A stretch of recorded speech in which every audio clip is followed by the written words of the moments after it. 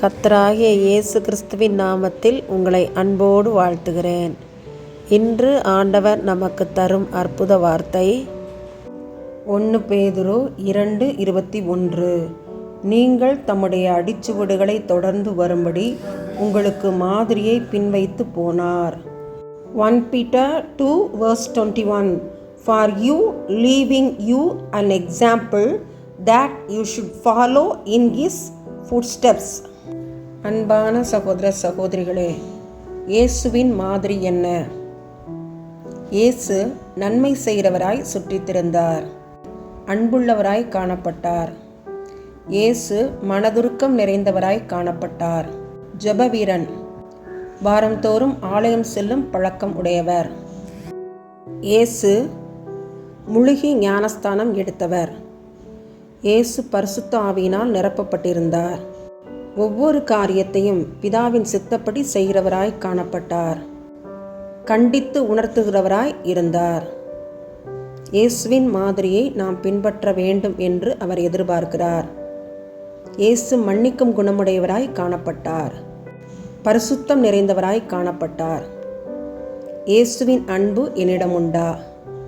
இயேசு மன்னித்தார், நான் யாரையும் மன்னிக்க முடியுமா? இயேசு நன்மை செய்கிறவராய் இருந்தது போல நான் நன்மை செய்ய முடியுமா? இயேசுவின் மனதுருக்கம் எனக்கு உண்டா? இயேசுவின் பரிசுத்தம் என் வாழ்வில் காணப்படுகிறதா?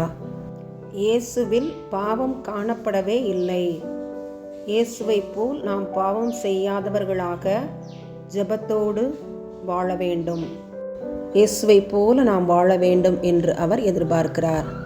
இயேசுவின் சித்தம் நிறைவேற்றுவோம். ஆமன். அன்பின் பரலோக பிதாவே, தர்மையான ஜெப நேரத்துக்காக ஸ்தோத்திரம். எங்களை தாழ்த்தி உம்முடைய பாதத்திலே ஒப்பு கொடுக்கிறோம். புதிய கொரோனா வகை தொற்று பல நாடுகளில் பரவி இருப்பதாக, மீண்டும் ஒரு லாக்டவுனுக்குள்ளாக நாடுகள் பிரவேசிக்கும் என்று சொல்லப்படுகிறது. ஆண்டவரே தேவனே, நீர் மக்களை காப்பாற்றும். எங்களுடைய பாவங்கள், அக்கிரமங்கள், துரோகங்கள் உம்முடைய சந்நிதியை எட்டாதவாறு எங்களை கிருபையாய் மன்னித்து ஏற்றுக்கொள்ள வேண்டுமாய் ஜெபிக்கிறோம்.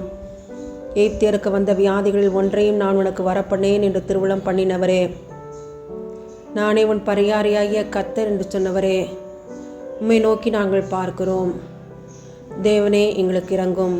பாவியாகிய எங்கள் மேல் கிருபையாயிரும். வியாதிகளுக்கு விலக்கி ரட்சியும். உம்முடைய பரிசுத்த இரத்தத்தால் எங்களை கழுவி சுத்தப்படுத்த வேண்டுமாய் நாங்கள் ஜெபிக்கிறோம். முன்னோருடைய பெற்றோருடைய பாவங்கள் எங்களை தொடராதபடி தேவரே கிருபையாய் எங்களுக்கு இறங்குவீராக. உம்முடைய அரவணைக்கிற கருத்துக்குள்ளாய் எங்களை தாழ்த்தி ஒப்பு கொடுத்து ஜெபிக்கிறோம். உன்னதமானவரின் மறைவுக்குள் மறைந்து கொள்கிறோம். எங்கள் ஜெபங்களை இயேசு கிறிஸ்துவின் நாமத்தின் மூலமாய் ஏறெடுக்கிறோம். நல்ல பிதாவே, ஆமேன், ஆமேன்.